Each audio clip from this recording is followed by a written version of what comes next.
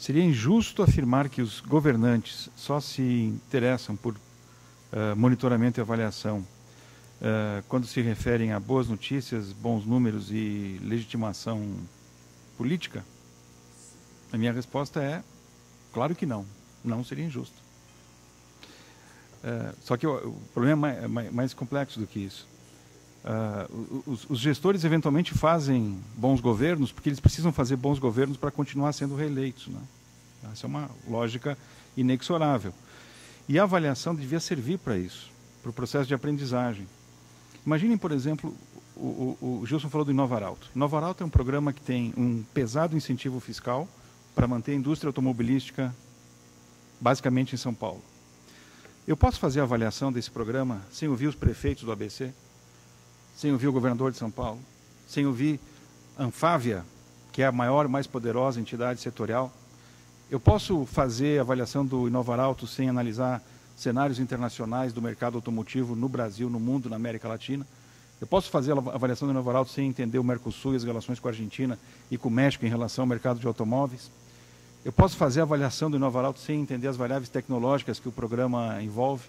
Então, eu estou dizendo o seguinte, a avaliação, mais do que aplicar boa técnica, e eu acho que isso é indispensável, é o resultado de uma síntese, de um pacto, de um acordo entre o juízo de valor do avaliador ou da instituição avaliadora e todos os demais envolvidos.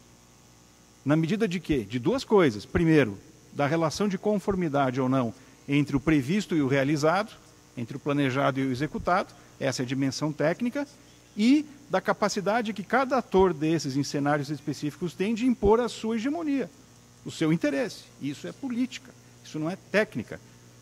Eu acho que a nossa formação, às vezes, ela cai no metodologismo e no tecnocratismo nesse sentido. A gente esquece que a dimensão política é super relevante.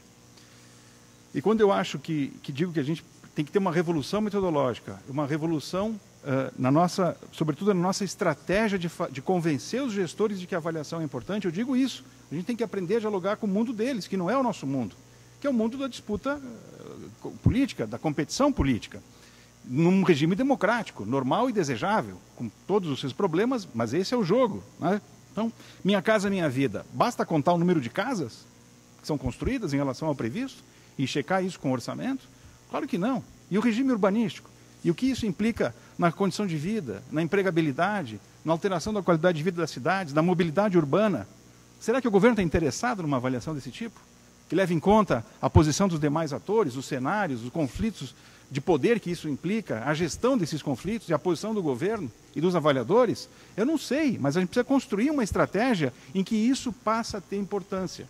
Hoje a gente faz relatórios, não quero, pelo amor de Deus, menosprezar, desprezar, secundarizar, diminuir a tarefa cotidiana brutal que cada um de vocês tem nos seus ministérios, de produzir relatórios, de trabalhar com dados, de fazer gráficos bonitos, boas tabelas, consistentes, com lógica. Só digo que isso tudo é insuficiente. Insuficiente. A gente precisa, estou pensando, quem? Associação dos Analistas de Planejamento e Orçamento.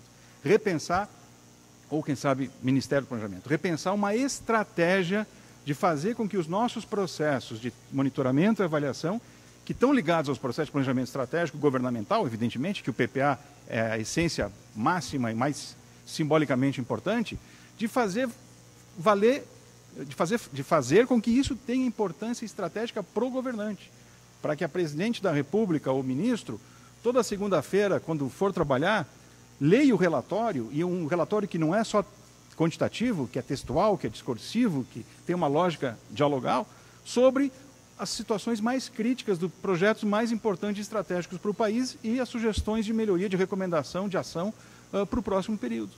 Esse seria o ponto ideal.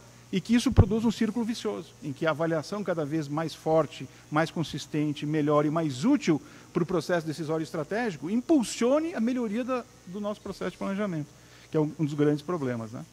Mas é isso, eu acho que o debate foi excelente. Obrigado pela oportunidade. Então, a Márcia vai fazer as suas considerações finais e depois a gente vai para o intervalo. Só agradecer e elogiar assim, a iniciativa da SECOR de debater isso, né? Acho que tem muito que avançar, mas a gente tem todas as condições de avançar com todas essas boas reflexões. E é isso, né? Em momentos de crise, a gente tem que buscar melhorar os processos mesmo. E eu fico à disposição aí, se vocês tiverem perguntas e quiserem discutir mais.